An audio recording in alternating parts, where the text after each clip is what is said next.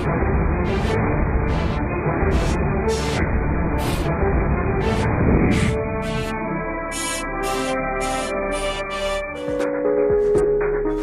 राजनीति से राजनीति की शुरुआत करने वाले भारतीय जनता पार्टी उत्तर प्रदेश विधानमंडल दल के नेता प्रतिपक्ष लगातार 7 बार शाहजहांपुर नगर के विधायक सुरेश कुमार खन्ना भाजपा के वरिष्ठ नेताओं में से एक हैं। आज से लगभग 54 साल पहले शहीदों की नगरी शाहजहांपुर के रहने वाले राम नारायण खन्ना श्रीमती कांति देवी के घर 6 मई सन 1953 को सुरेश कुमार खन्ना का जन्म हुआ। साल 1978 में लखनऊ विश्वविद्यालय से LLB किया और वकालत करने लगे। साल 1989 में शाहजहांपुर की नगर विधानसभा का चुनाव भाजपा के टिकट पर इसी सीट से चुनाव लड़ा और जीत हासिल की और विधिवत राजनीति में कदम रखा। साल 1991 में पुनः इस सीट से भाजपा विधायक बने और विधान पुस्तकालय समिति विधानसभा उत्तर प्रदेश के सदस्य बने और कल्याण सिंह मंत्रिमंडल में राज्य मंत्री नगर विकास विभाग के मंत्री बने।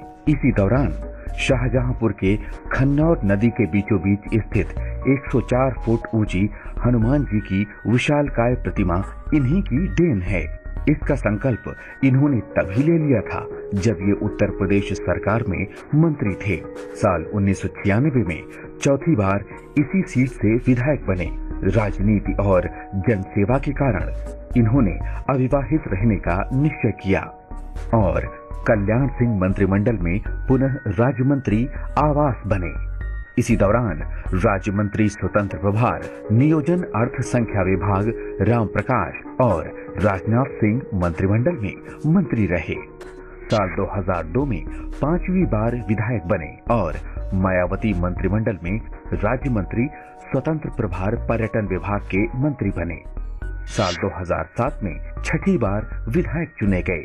भारतीय जनता पार्टी विधानमंडल दल उत्तर प्रदेश के मुख्य सचेतक बने। साल 2012 में लगातार 7वीं बार विधायक बने। निरंतर विधानसभा सदस्य रहने के कारण उत्तर प्रदेश विधानसभा में इनको सम्मानित किया गया।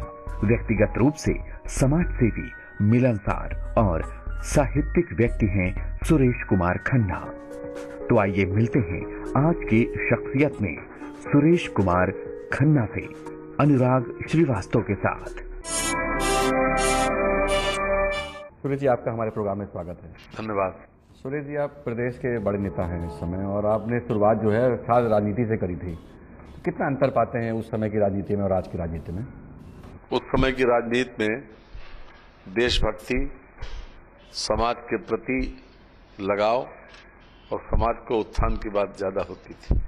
अधिकार कर्तव्य के निर्वहन के लिए मिलते हैं, अधिकार उपभोग के लिए नहीं मिलते, ना ऐश और आराम के लिए मिलते हैं।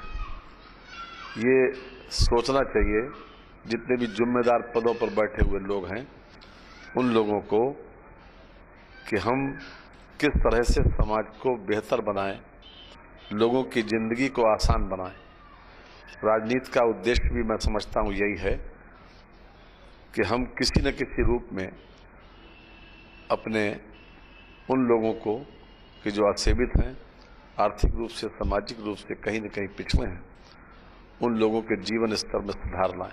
वर्तमान में मैं समझता हूं कि यही सबसे ज़्यादा उपयोगी है और डेवलपिंग सोसाइटी का मैं समझता हूं एजेंडा भी यही है कि हम लोगों की ज़िंदगी को आसान बनाएं, उनको बेहतर बनाएं। राजनीति का उद्देश्य यही होना चाहिए। आप इस समय अकेले नेता होंगे जो चुनाव लड़ रहे हैं, जो लगातार 7 बार से विधायक होते चले आ रहे हैं और तभी भी आपका बहुत सादगी से जीवन बीतता है। कुछ नए नेताओं के लिए कुछ है जो उनके लिए टिप दिया जाए, कैसे राजनीति को शुचिता की तरफ ले जाया जाए, कैसे राजनीति को स्वच्छ किया जाए? देखिए, राजनीति में विश्वसनीयता की बहुत बड़ी कमी हुई, तो राजनीतिक लोगों को इस बात का ध्यान रखना चाहिए कि जनता न भूलती है न माफ करती है। जनता बहुत मोटे मोटे बातों पर फैसला करती है। विश्वसनीयता जरूर पैदा करें। और विश्वसनीयता कोई सट्टेबाजी की चीज़ नहीं है। जो आदमी विश्वास के लायक होगा, जनता में उसकी छवि वही बनती है जो आदमी विश्वास के लायक होगा। विश्वसनीयता का ध्यान रखना चाहिए वर्तमान पीढ़ी के लोगों को, और जो वादा करे, जो मुंह से निकले, जो किसी न किसी रूप में उसको पूरा जरूर किया जाए। और जो लोग विश्वसनीयता पैदा करते हैं, अपने क्षेत्र के साथ धोखाधड़ी नहीं करते हैं, जनता उनको प्यार भी करती है और गले से लगाती है। 104 फुट लंबी आपने हनुमान जी की मूर्ति लगाई है अपने शाहजहाँपुर में। कैसे इसका दिमाग में आया, कैसे प्रेरणा है ये ऐसे करना चाहिए इसको? ये मेरी निजी आस्था का प्रश्न है। मैं बचपन से हनुमान जी का भक्त हूँ और मैं एक ऐसे परिवार में पला बढ़ा जहाँ पर धार्मिक आस्थाएं प्रबल थी, और शुरू से चूँकि हनुमान जी का भक्त रहा हूँ, इसलिए मेरे मन में ये था कि मैं एक ऐसा भगवान जी का मंदिर बनाऊं कि जो आसपास न हो। उसके पीछे मेरी निजी आस्था है। आप इस विधानसभा का प्रतिनिधित्व करते हैं और यहाँ मुसलमानों की संख्या बहुत ज़्यादा है, तो कितना संकट लगा आपको यहाँ पे लगातार विधायक बनने में? कोई संकट नहीं लगा। मैं विधायक पूरे शाहजहाँपुर का हूँ। जो भी मेरे पास किसी जाति, किसी धर्म, किसी बिरादरी का आता है, हम कोशिश करते हैं कि हम उसकी समस्या का निदान करें, और उस दिशा में हम प्रयास भी करते हैं, और प्रयास सिंसियर करते हैं ताकि वास्तव में उसकी समस्या का हल हो जाए। दिखावा नहीं करते, क्योंकि अगर हम दिखावा करेंगे तो चुनाव के वक्त लोग भी दिखावा करेंगे। इसलिए मेरा तो ये विश्वास है कि अगर सिंसियरली अपने क्षेत्र में लोगों की सेवा करें तो वो प्रतिफलित ज़रूर होती है। और चाहे बिरादरी हो, चाहे यहाँ पर जाटव हो, चाहे यादव हो, चाहे मुस्लिम हो, सभी वर्गों का समर्थन हमें उन वर्गों के साथ मिलता है कि जो भारतीय जनता पार्टी के या दूसरी पार्टियों के कहे जाते हैं। आपको नहीं लगता है कि और आपके जो नेता हैं उनको सीखना चाहिए आपसे, जो गलत भाषा का प्रयोग करते हैं भाजपा के अंदर रह के भी? जी, मैं बराबर कहता हूँ। मैं विधानसभा में भी मैंने इस बात को कई बार कहा है कि विश्वसनीयता भी पैदा करें, और सेवा के माध्यम से अगर राजनीति करेंगे तो वो प्रतिफलित ज़रूर होगी। उससे हमको सम्मान भी मिलेगा, और वो अधिकार, वो पद जो लोग चाहते हैं वो भी मिल सकता। आप 14 साल से विधानसभा में जा तो रहे हैं, लेकिन विपक्ष में बैठते हैं, तो क्या लगता है आपकी ये टूटेगा? जी हाँ, मुझे पूरा विश्वास है कि इस विधानसभा के चुनाव में भारतीय जनता पार्टी पूर्ण बहुमत के साथ सरकार बनाएगी। और मैंने विपक्ष में रहते हुए भी उन मुद्दों को बराबर विधानसभा में उठाया है जो सीधे सीधे जनता से जुड़े हैं, चाहे वो पानी की समस्या हो, बिजली की हो, सिंचाई की हो, राशन कार्ड की हो, या सड़कों की, चिकित्सा संबंधी हो। इन मुद्दों को मैंने बराबर विधानसभा में उठाया है। सरकार ने कई मुद्दों पर हमारी बात मानी भी है और उन समस्याओं का निराकरण करने का दिखावा भी किया। हालांकि और बात है कि निराकरण नहीं किया, क्योंकि उनको ये भी लगता है कि कहीं क्रेडिट विपक्ष को न मिले। सुरेश जी से हमारी बात जारी रहेगी। मिलते हैं एक छोटे से ब्रेक के बाद। ब्रेक के बाद आपका स्वागत है। मोदी जी के 2.5 साल के कार्यकाल को कैसे लेते हैं आप? देखिए, मोदी जी इस देश के लिए वरदान है। लोगों में ये गहरा करके विश्वास जम गया कि मोदी जी जो कुछ भी कर रहे हैं वो देश के लिए कर रहे हैं। उनका कोई अपना निजी एजेंडा नहीं है, अपने लिए, अपने परिवार के लिए, अपने खानदान के लिए। और 2.5 साल के बाद इस सरकार के ऊपर एक भी आरोप नहीं है भ्रष्टाचार का। ये अपने आप में बड़ी बात है। पीछे की सरकारों में, यूपीए 1 और यूपीए 2 की सरकारों में जिस प्रकार से इस देश की जनता के साथ मजाक किया गया, खिलवाड़ किया गया, वो सबके सामने है। और उसी का ये परिणाम है कि मोदी जी को इस देश ने पूर्ण बहुमत देकर प्रधानमंत्री बनाया है।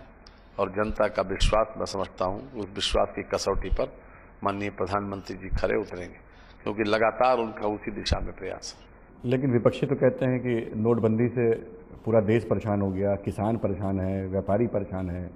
देखिए, इस देश को राजनीतिक आज़ादी मिली, लेकिन आर्थिक आज़ादी आज तक नहीं मिली थी। ये एक कठोर निर्णय ज़रूर था, लेकिन ये जनता के हित में था।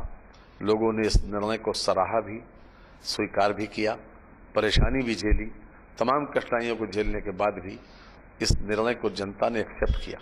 और आपने देखा होगा आज और कल के समाचार पत्र कि हमारी विकास की दर घटी नहीं। इस बात का सबूत है कि नोटबंदी से न तो किसी प्रकार का आर्थिक रूप से नुकसान हुआ, लोगों ने जो कठिनाई झेली, जो असुविधा झेली, वो मैं समझता हूँ कि देश हित में लिए गए इस कदम के साथ ये कभी कभी इस प्रकार की परेशानी आती है और उसको उन्होंने साथ स्वीकार भी किया और सराहा भी। अखिलेश सरकार के आप 5 साल कैसे लेते हैं? उनके यहाँ तो ये कहते हैं लोग कि बहुत तरक्की हुई है, प्रदेश बहुत खुशहाल है। इस सरकार में कानून और व्यवस्था पूरी तरीके से चौपट रही।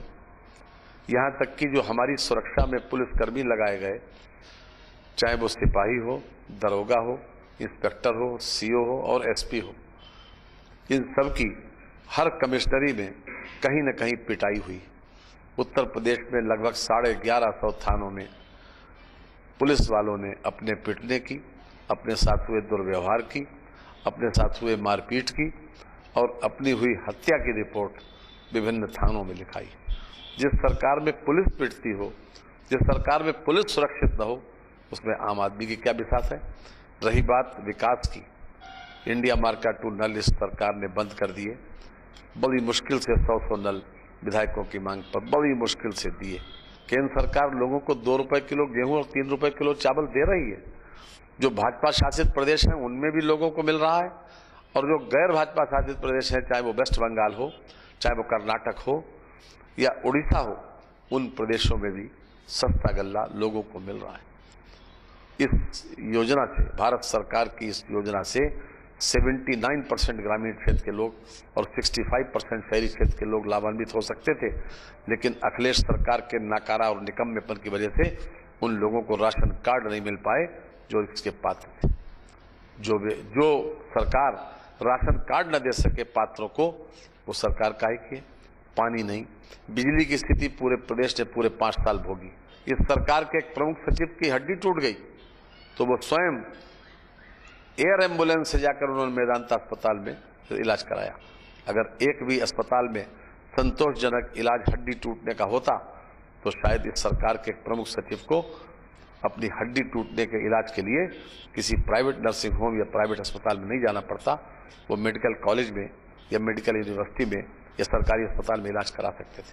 ये बात मैंने विधानसभा में भी उठाई थी और दलीय नेताओं की बैठक में उठाई थी। केवल एक उपलब्धि जरूर है कि अखिलेश यादव ने अपना चेहरा जरूर पब्लिक के सामने दिखाया, और उस चेहरा दिखाने के लिए सैकड़ों करोड़ रुपया बर्बाद किया जनता की गाढ़ी कमाई का। तो लेकिन काम बता रहे हैं, बोलता है काफी कारनामे बोल। अखिलेश और राहुल के गठबंधन को आप कैसे लेते हैं? कितना फर्क पड़ेगा भारतीय जनता पार्टी को, और क्या यूपी को साथ पसंद है?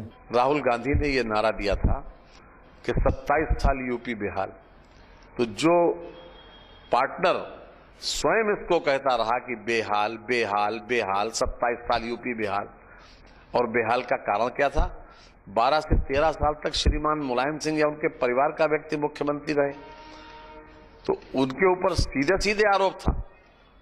तो जो 6 महीने तक ये आरोप लगाता रहा, लगातार इस सरकार की आलोचना करता रहा, सड़कों पर कई पंचायतें करते रहे, अब उनके साथ बैठ गए। जनता विश्वास करेगी इसको?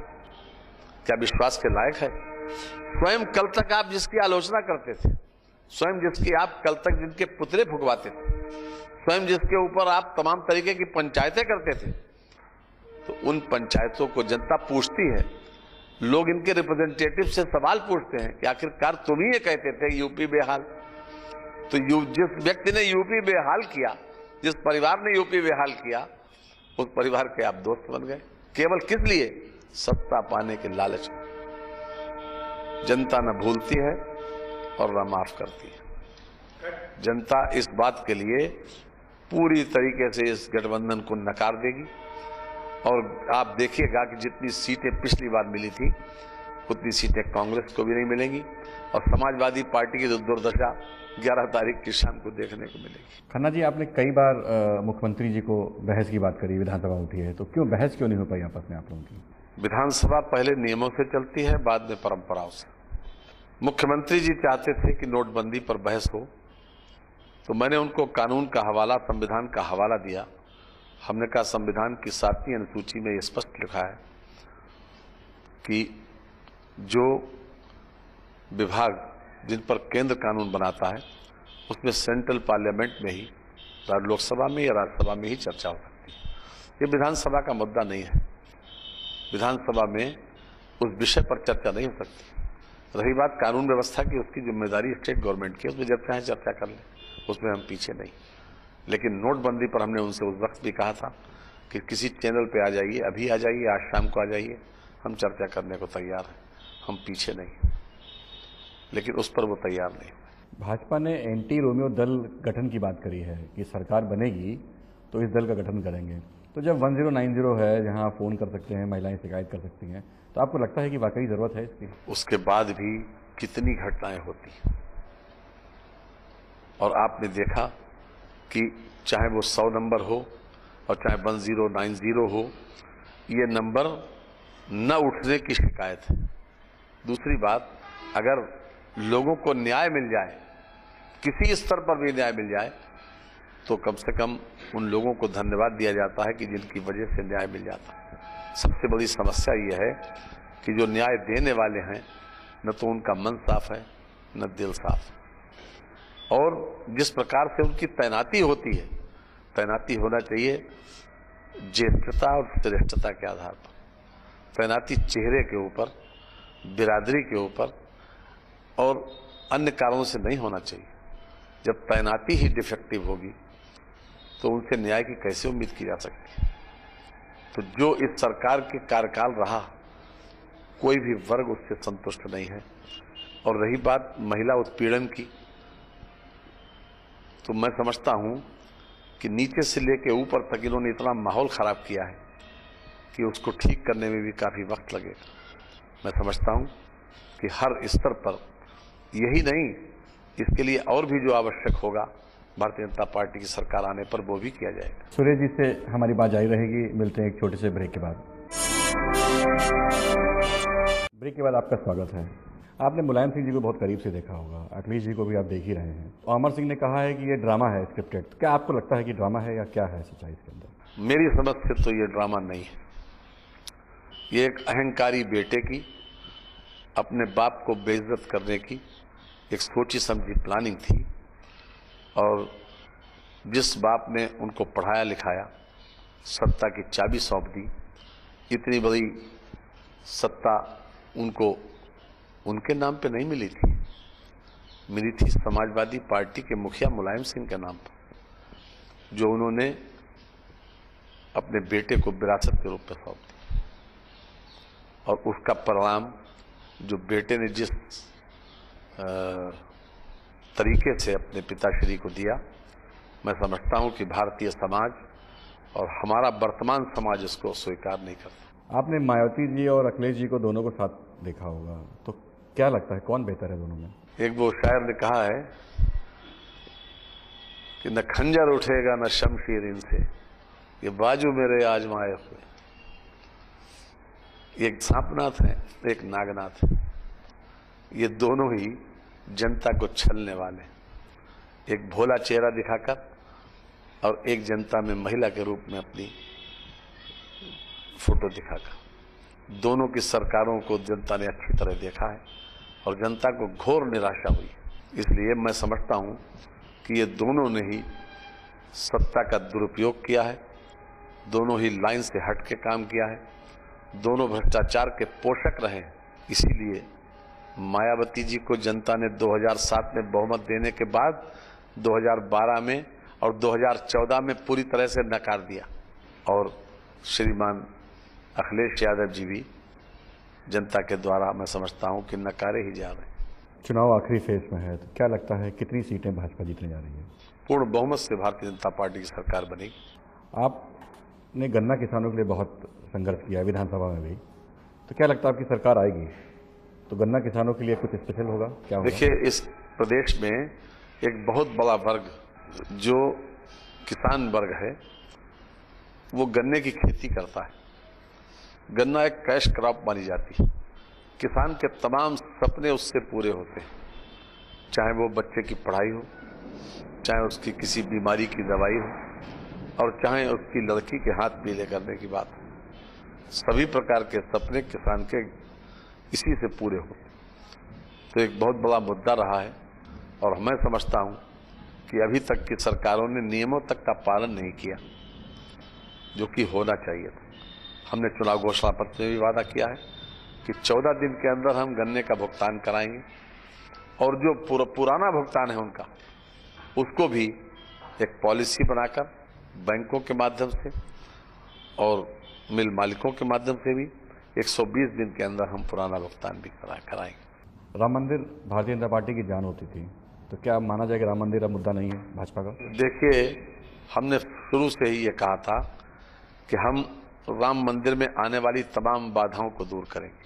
इसलिए हमारी सरकार आएगी तो जैसा कि एक कानून सम्मत तरीके से, एक न्याय सम्मत तरीके से, वो मामला सुप्रीम कोर्ट में पेंडिंग है और हमारी ये कोशिश होगी कि हम उन तमाम बाधाओं को हम दूर करें कि जो बाधाएं राम मंदिर को बनाने में हैं।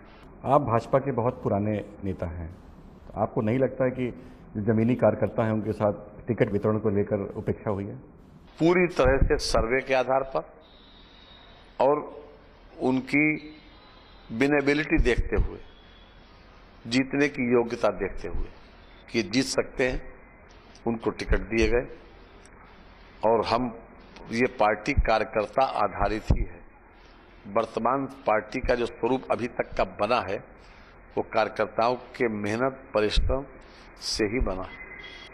इसलिए हम कार्यकर्ताओं को नजरअंदाज नहीं कर सकते, उनकी भावनाओं के साथ खिलवाड़ भी नहीं कर सकते। लेकिन हर व्यक्ति को विधानसभा का टिकट कैसे दिया जा सकता जो जीतने की योग्यता रखता हो। लेकिन हम कार्यकर्ताओं का सम्मान करते थे, करते हैं और आगे भी करेंगे। जिन लोगों का कहीं ऐसा कुछ हुआ है उस पर हम आगे विचार भी करेंगे। 2014 में आप विकास के मुद्दे पे जीते, 2017 आते आते कब्रिस्तान और शमशान की बात होने लगी, तो क्या लगता है कि मुद्दे भटक रहे हैं? नहीं, हमारा मुद्दा आज भी विकास है। जहां तक कब्रिस्तान और शमशान की बात है, हम चाहते हैं कि सबके साथ न्याय हो और कब्रिस्तान की बाउंड्री बने, इस पर आपत्ति नहीं है, लेकिन साथ साथ शमशान की भी बने। किसी वर्ग को फायदा हो लेकिन डिस्क्रिमिनेशन अमंग द क्लास नहीं होना चाहिए। समान वर्गों के साथ एक सा व्यवहार होना चाहिए। सभी के हम मंदिर, मस्जिद, गिरजाघर और गुरुद्वारे में हिंदू, मुसलमान, सिख, ईसाई हो सकते हैं, लेकिन भारत के संविधान के सामने हम एक नागरिक हैं और हमारे साथ एक नागरिक का ही व्यवहार होना चाहिए। नागरिक की तरह जो भी सुविधाएं हैं, जो अधिकार हैं, वो सबको बराबर से मिलना चाहिए। पूर्वांचल का चुनाव बचा है अब, तो आपकी लड़ाई किससे मानी जाए? कोई नहीं है टक्कर में। भारतीय जनता पार्टी पूर्ण बहुमत के साथ सरकार बनाएगी, जैसा मैंने पहले कहा, और कहीं हमसे बसपा हारेगी, कहीं सपा हारेगी। भारतीय जनता पार्टी सब जगह जीत रही। मुख्यमंत्री कौन होगा, ये एक बहुत यक्ष प्रश्न है भारतीय जनता पार्टी का, लेकिन काबिलियत क्या होगी ये तो बता सकते हैं अगर सत्ता में आती है भाजपा तो?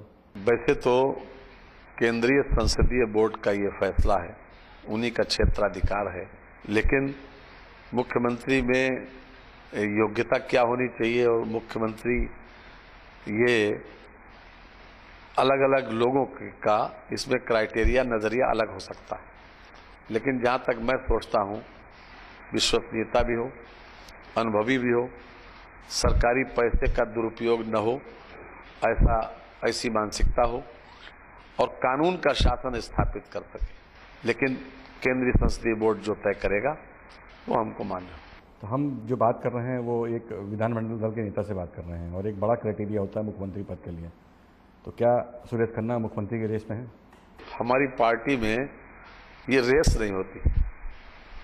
हमारी पार्टी में जो निर्णय होता है ऊपर से, तो स्वीकार होगा। जो भी केंद्रीय संसदीय बोर्ड का, माननीय मोदी जी का, माननीय अमित शाह जी का जो निर्णय होगा वो स्वीकार होगा। एक आखिरी सवाल, आप अटल जी की तरह अविवाहित हैं, तो क्या कभी आपको घर से दबाव झेलना पड़ा कि अब शादी कर लो? जी हाँ, कई बार मेरे पिताजी ने, मेरी माता जी ने कई बार इस बात के लिए कहा, कई बार प्रयास भी किया गया, आगे तक प्रयास करा, लेकिन मैंने कभी सहमति नहीं दी।